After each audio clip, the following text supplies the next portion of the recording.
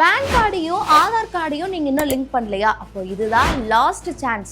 ஸ்ட்ரிக்டா சொன்ன மத்திய அரசு பேன் கார்டு ஒன்றுக்கு மேலே இருக்குன்னா அது டூப்ளிகேட்டாக ஆயிரும். ஸோ இது சட்டப்படி குற்றம். 10,000 ரூபாய் வரலுமே ஃபைன் போடுவாங்க.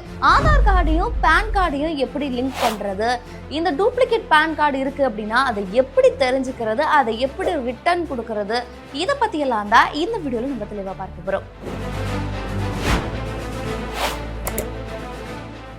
இப்போ எல்லாருக்குமே பேன் கார்டு ப்ளஸ் ஆதார் கார்டுடைய முக்கியத்துவம் அப்படின்றது எல்லாருக்குமே தெரியும். குறிப்பாக பேன் கார்டோட ஆதார் கார்டை லிங்க் பண்ணியே ஆகணும்னு சொல்லிட்டு சென்ட்ரல் கவர்மெண்ட்டும் தொடர்ந்து சொல்லிக்கிட்டே இருக்காங்க.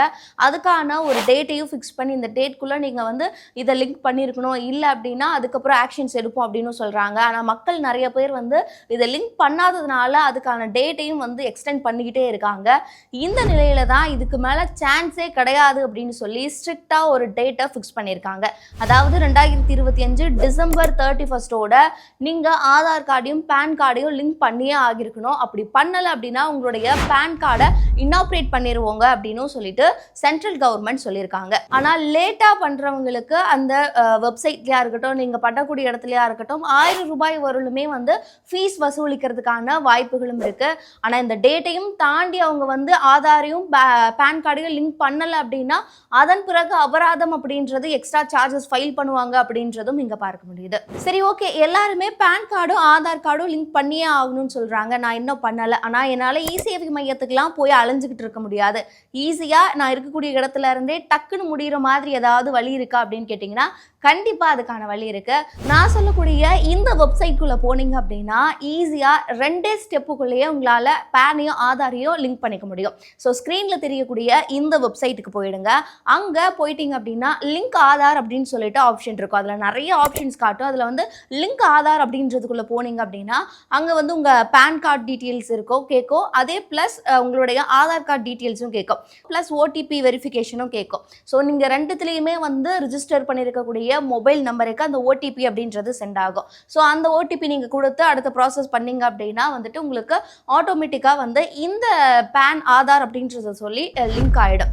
ஸோ இதுக்கு மேலே நீங்கள் எதுவுமே பண்ண தேவை கிடையாது. உங்களுடைய பேன் ஆதார் லிங்க் பண்ணியாச்சு. சரி, இது ஓகே. ஆனால் ஃபர்ஸ்ட் சொன்னீங்களே டூப்ளிகேட் ஆதார் 2-3 ஆதார் இருக்கக்கூடாது, 10,000 ரூபாய் ஃபைன் அப்படின்லாம் சொல்கிறீங்களே, அது என்ன அப்படின்னு கேட்டால் இப்போ இந்தியாவில் ஒருத்தருக்கு ஒரு பேன் அப்படின்னு மட்டும்தான் இருக்கணும். ஸோ அதுதான் அவங்களுடைய பர்மனன்ட் நம்பராக இருக்கும். அதில் ஒரு கார்டு மட்டும்தான் அவங்க வச்சுக்க முடியும்.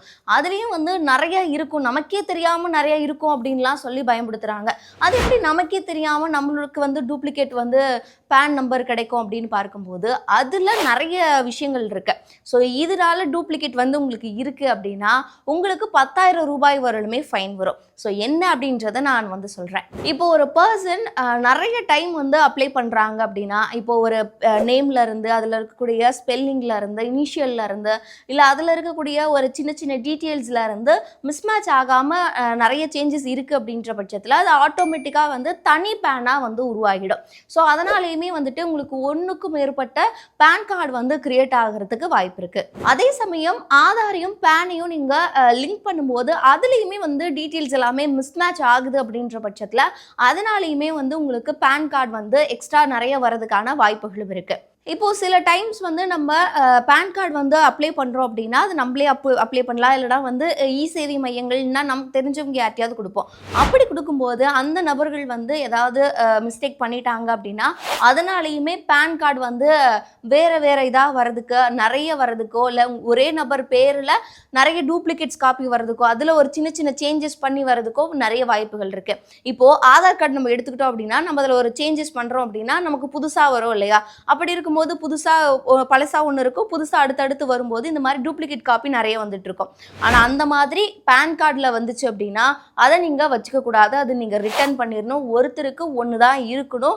அப்படி நிறைய இருந்துச்சுன்னா அது சட்டப்படி குற்றம் அப்படின்னும் சொல்கிறாங்க. குறிப்பாக இன்கம் டேக்ஸ் ஆக்ட் பார்ட் 272 படி உங்களுக்கு 10,000 ரூபாய் வரலுமே அபராதம் விதிப்பாங்க. ஸோ அதனால உங்கள் பேரில் உங்களுக்கு டூப்ளிகேட் காப்பி இருக்கா அப்படின்றத செக் பண்ணிக்கோங்க. சரி, இதை எப்படி செக் பண்ணணும் அப்படின்னா அதுக்குமே வெப்சைட் நான் சொல்கிறேன். ஸோ அந்த போர்ட்டலில் போயிட்டு நீங்கள் ஈஸியாக செக் பண்ணிக்கலாம். ஸோ ஸ்க்ரீனில் தெரியக்கூடிய இந்த லிங்க்கு போயிடுங்க. அங்கே போனதுக்கப்புறமா வெரிஃபை யுவர் பேன் அப்படின்றது இருக்கும், அதை கிளிக் பண்ணிக்கோங்க. ஸோ அதுக்கப்புறமா உங்களுடைய பேன் கார்டு டீட்டெயில்ஸ்லாம் கேட்கும். ஸோ உங்களுடைய பேன் நம்பர்லேருந்து உங்களுடைய ஃபுல் நேம், உங்களுடைய மொபைல் நம்பர்னு எல்லாமே கேட்கும். அதை நீங்கள் வந்து அதில் போடுறங்க. அப்புறமா அந்த நம்பருக்கு உங்களுக்கு ஓடிபியும் சென்ட் ஆகும். ஸோ அந்த ஓடிபியும் நீங்கள் வந்துட்டு அதில் என்டர் பண்ணீங்க அப்படின்னா உங்களுக்கு வந்து ஒரு பேன் கார்டு தான் இருக்குது அப்படின்னா உங்களுடைய பேன் வந்து ஆக்டிவேட்டில் இருக்குது, வேலிடாக இருக்குது அப்படின்ற ஒரு மெசேஜ் வரும். சப்போஸ் உங்களுக்கு ஒன்றை தாண்டி டூப்ளிகேட் பேன் கார்டு இருக்குது அப்படின்ற பட்சத்தில் டூப்ளிகேட் பேன் கார்டு ஃபவுண்ட் அப்படின்ற ஒரு மெசேஜ் வரும். இல்லை வேற ஏதாவது ரெக்கார்ட் நாட் ஃபவுண்ட் அப்படின்ற ஒரு மெசேஜ் வரும். ஸோ இப்படி வருது அப்படின்ற பட்சத்தில் டூப்ளிகேட் பேன் கார்டு இருக்கிறதுக்கான வாய்ப்புகள் நிறையவே இருக்கு.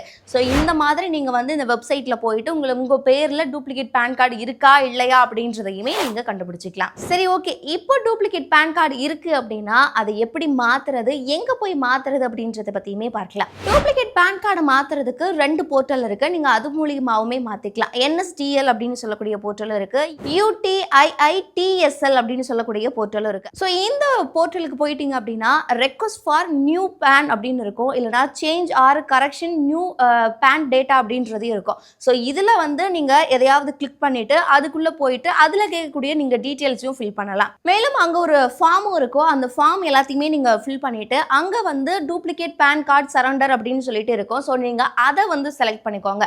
அதை செலக்ட் பண்ணிட்டு அந்த ஃபார்ம் எல்லாத்தையுமே ஃபில் பண்ணிட்டு நீங்கள் அப்ளை பண்ணிடலாம். ஸோ இந்த மாதிரி பேன் கார்டில் டூப்ளிகேட் பேன் கார்டு இருக்கா, எப்படி கண்டுபிடிக்கிறது, இல்லை அப்படி இருந்துச்சுன்னா இந்த மெத்தட் ஃபாலோ பண்ணியுமே நீங்கள் ஈஸியாக மாற்றிக்க முடியும்.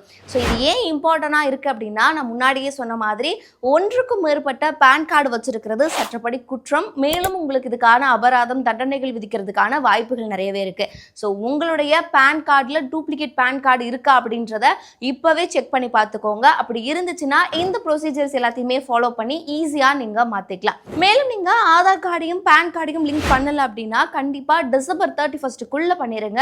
ஏன்னா அதன் பிறகு நிறைய ரூல்ஸ் அண்ட் ரெகுலேஷன் மாறதுக்கான வாய்ப்புகள் நிறைய இருக்கிறதாகவும் சென்ட்ரல் கவர்மெண்ட் அறிவிச்சிருக்காங்க.